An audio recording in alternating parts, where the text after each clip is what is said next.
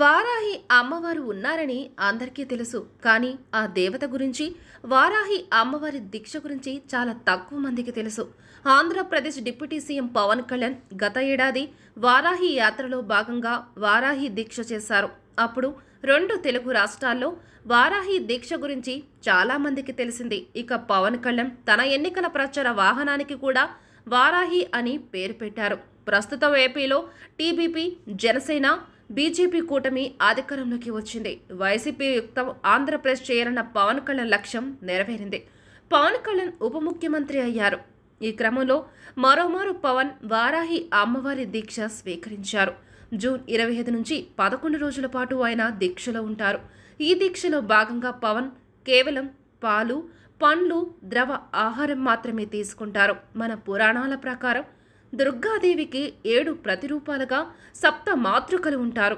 ఆ సప్త మాతృకల్లో ఒకరు వారాహి అమ్మవారు. అంధకాసురుడు, రక్తబీజుడు, సుబనిశంభు వంటి పలువురు రాక్షసులను సంహరించడంలో వారాహి అమ్మవారి ప్రస్తావన వస్తుంది. అలాగే లలితా పరమేశ్వరిదేవి సర్వ సైన్య అధ్యక్షురాలు శ్రీ వారాహి అమ్మవారు అని కూడా చెప్తారు. అమ్మవారి రూపం వారాహం ముఖంలో 8 చేతులతో పాశం, నాగలి, శంఖచక్రాలు వంటి ఆయుధాలతో కనిపిస్తుంది.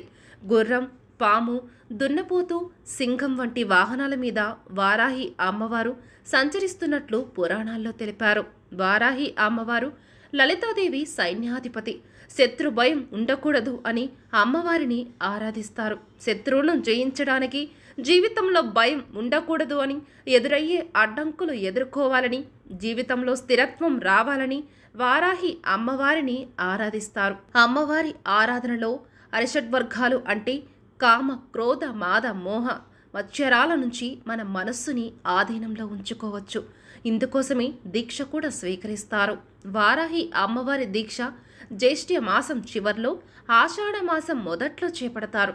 అన్ని దీక్షల్లాగే సాత్వికాహారం తీసుకొని 2 పూటల పూజలు చేస్తూ, ప్రతిరోజు తలస్నానం చేస్తూ, మెడలో ఓ కండువాతో చెప్పులు లేకుండా నడుస్తూ, నేలపై పడుకుంటూ అమ్మవారి సమిత స్తోత్ర పఠనం చేస్తూ ఈ దీక్ష చేస్తారు. సాధారణంగా ఇది నవరాత్రి దీక్షల 9 రోజులు చేస్తారు. కొంతమంది 11 రోజులు చేస్తారు. AP deputy CM Pawan Kalyan తన పాలన సభ్యంగా ఎలాంటి అడ్డంకులు లేకుండా సాగాలని, శత్రువును ఎదుర్కోవాలని వారాహి అమ్మవారి దీక్ష స్వీకరించారు.